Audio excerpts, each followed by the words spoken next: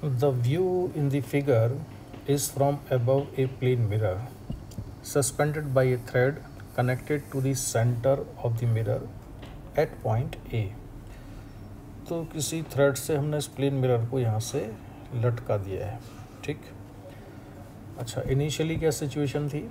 A scale is located at 0.75 metre, the distance from point A to point P. तो point A से point P तक की जो distance है ये क्वेश्चन में गिवन है and it is 0.75 metre to the right of the centre of the mirror, ठीक। Initially the plane of the mirror is parallel to the side of the scale, यानी जो मिरर का plane था initially वो था ऐसा, इस तरह का प्लेन था, ये मिरर ऐसा था और जो रे ऑफ लाइट आती थी उसका एंगल ऑफ इंसिडेंस बना हुआ था यहाँ 30 डिग्री, ये एंगल ऑफ इंसिडेंस। तो एंगल ऑफ रिफ्लेक्शन भी कितना होगा? 30 डिग्री होगा।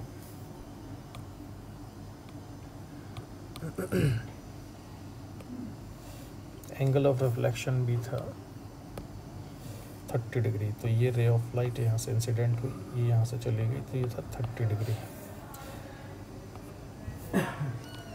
अच्छा, फिर क्या इन्फॉर्मेशन है?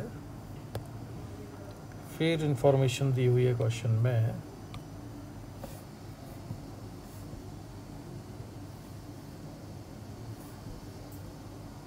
A small torque applied to the thread causes the mirror to turn 11.5 degree away from its initial position।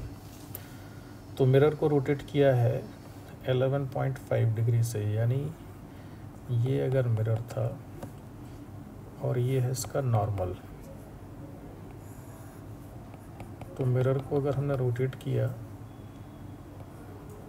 Theta से तो इसका जो नॉर्मल है ये भी एंगल हो जाएगा और ये भी रोटेट हो जाएगा थीटा एंगल से। तो अगर किसी भी रे ऑफ मिरर को अगर हम रोटेट करते हैं थीटा एंगल से तो रिफ्लेक्टेड रे रोटेट हो जाती है टू थीटा से। तो ये जो रिफ्लेक्टेड रे थी यहाँ पर, ये पहले 30 डिग्री एंगल बनाती थी, अब ये रोटेट हो जाएगी 11.5 डिग्री के डबल एंगल से, यानी ये एंगल हो जाएगा 11.5 का डबल 23। तो ये टोटल एंगल हो गया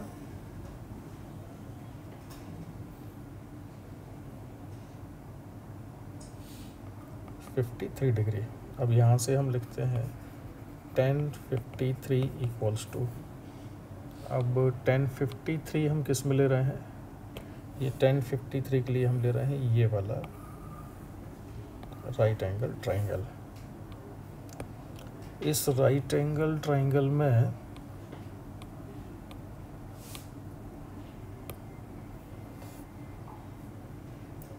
टेन 53, यानी ये जो रिफ्लेक्टेड रे यहाँ पर आई थी ये था 30 और फाइनली जो रिफ्लेक्ट हुई है ये 23।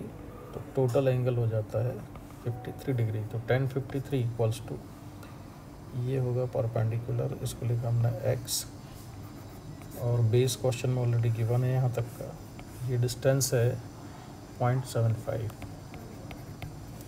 सॉल्व करने पर x equal to 0.75 1053, x equals to 0.75 1053 equals to 4/3। इसको अगर हम सिंप्लीफाई कर लें तो ये आएगा एग्जैक्टली 1.00। और अगर ये सेंटीमीटर में था तो ये सेंटीमीटर में है, अदरवाइज़ ये मीटर में है। तो ये शायद मीटर में दिए हुए थे, तो आंसर होगा 1.0।